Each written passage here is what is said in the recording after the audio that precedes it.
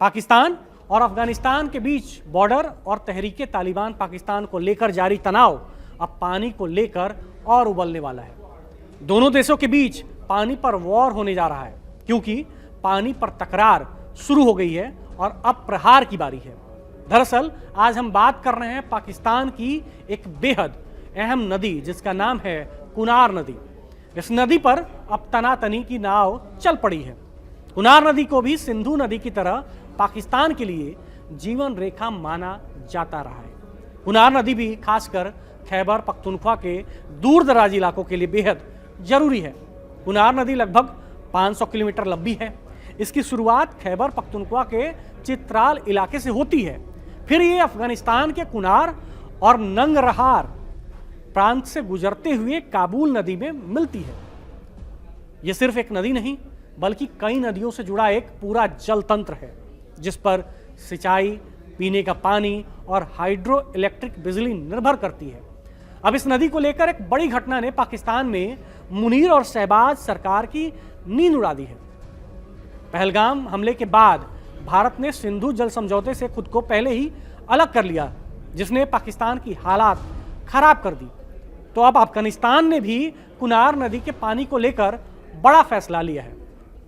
तालिबान सरकार ने ऐलान किया है कि वो कुनार नदी के पानी को अफगानिस्तान के नंगरहार क्षेत्र की ओर मोड़ने जा रही है।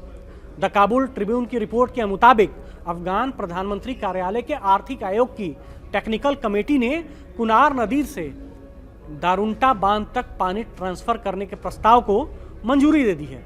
अब ये प्रस्ताव अंतिम फैसले के लिए आर्थिक आयोग के पास भेजा गया है।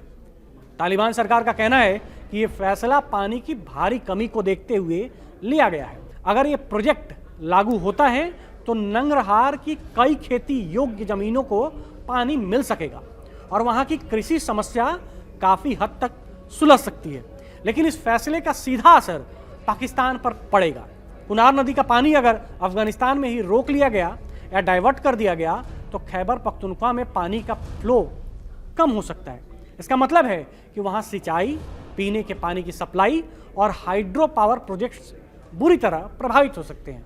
खैबर पख्तूनख्वा के कई इलाके पहले से ही संसाधनों की कमी से जूझ रहे हैं और कुनार नदी उनके लिए एक लाइफलाइन की तरह था।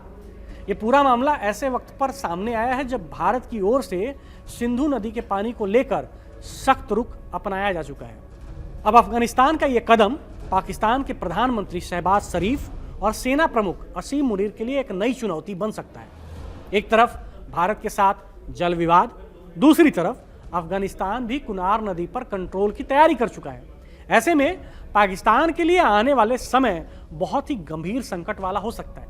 इससे पहले कश्मीर के पहलगाम में हुए घातक हमले के बाद भारत सरकार ने 1960 के सिंधु जल समझौते का अस्थायी रूप से निलंबित करने का फैसला लिया था। इस फैसले के बाद ये सवाल उठने लगे हैं कि ये समझौता आखिर है क्या, इससे सबसे ज्यादा फायदा किसे होता है और क्या इससे पाकिस्तान पर वाकई बड़ा असर पड़ सकता है। सिंधु जल समझौता भारत और पाकिस्तान के बीच एक द्विपक्षीय संधि है जो सिंधु बेसिन की 6 प्रमुख नदियों के पानी के बंटवारे और इस्तेमाल को नियंत्रित करती है। इन नदियों में सिंधु, झेलम, चिनाब, रावी, ब्यास और सतलुज शामिल हैं। समझौते के तहत पश्चिमी नदियों यानी कि सिंधु, झेलम और चिनाब पाकिस्तान को दी गई, जबकि पूर्वी नदियां रावी, ब्यास और सतलुज भारत के हिस्से में आई। हालांकि दोनों देशों को एक दूसरे के हिस्से वाली नदियों पर सीमित इस्तेमाल की इजाजत भी दी गई, जैसे रन ऑफ द रिवर जल विद्युत परियोजनाएं, बशर्ते नीचे की ओर पानी का प्रवाह न रोका जाए। इस समझौते की खास बात यह है कि इसमें विश्व बैंक भी शामिल है। भारत और पाकिस्तान के बीच 3 युद्ध, लगातार तनाव और राजनीतिक टकराव के बावजूद ये संधि अब तक कायम रही है। 6 नदियों में से 4 नदियां उत्तर भारत के अलग अलग हिस्सों से निकलती हैं, जबकि 2 नदियां का स्रोत तिब्बत में है, जो इस समय चीन के नियंत्रण में है। इन नदियों पर भारत और पाकिस्तान दोनों ने कई बांध और जल विद्युत परियोजनाएं बनाई हैं। यह समझौता पाकिस्तान के लिए बेहद जरूरी माना जाता है। विशेषज्ञों के मुताबिक पाकिस्तान और पाकिस्तान अधिकृत कश्मीर में चल रही या प्रस्तावित 20 से ज्यादा जल विद्युत परियोजनाएं सिंधु नदी प्रणाली पर निर्भर करती हैं। पाकिस्तान की करीब 1/3 बिजली जल विद्युत से आती हैं, जो तारबेला, मंगला जैसे बड़े जलाशयों के पानी से पैदा की जाती हैं। अगर ऊपरी इलाकों से आने वाली पानी की मात्रा या उसके समय बिगड़ता है तो इससे पाकिस्तान की बिजली उत्पादन क्षमता पर सीधा असर पड़ सकता है। पाकिस्तान की पूरी सिंचाई व्यवस्था, खेती का कैलेंडर और जल प्रबंधन प्रणाली सिंधु जल समझौते पर आधारित है। बीज बोने से लेकर नहरों में पानी छोड़ने तक की योजना पहले से तय जल प्रवाह के अनुमान पर निर्भर करती हैं।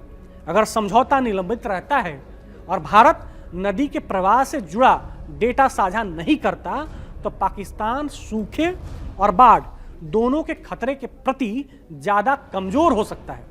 आंकड़ों के मुताबिक पाकिस्तान में 15 करोड़ से ज्यादा लोगों की आजीविका प्रत्यक्ष या अप्रत्यक्ष रूप से सिंधु नदी प्रणाली से जुड़ी हुई है।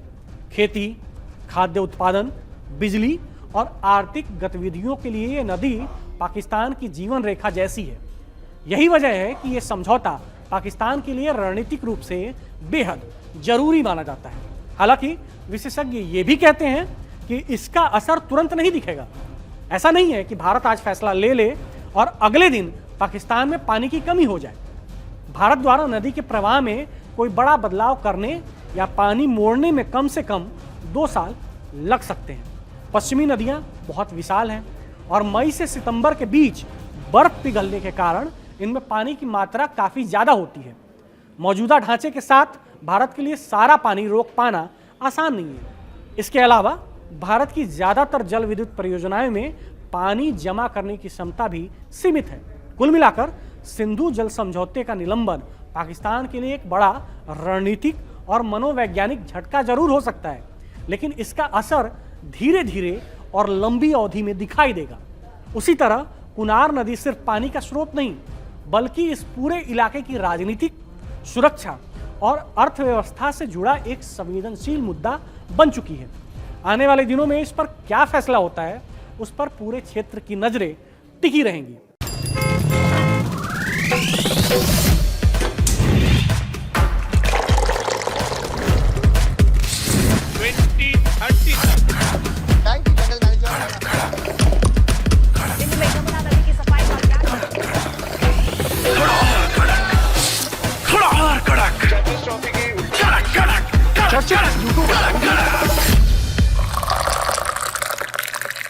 ये कड़क है।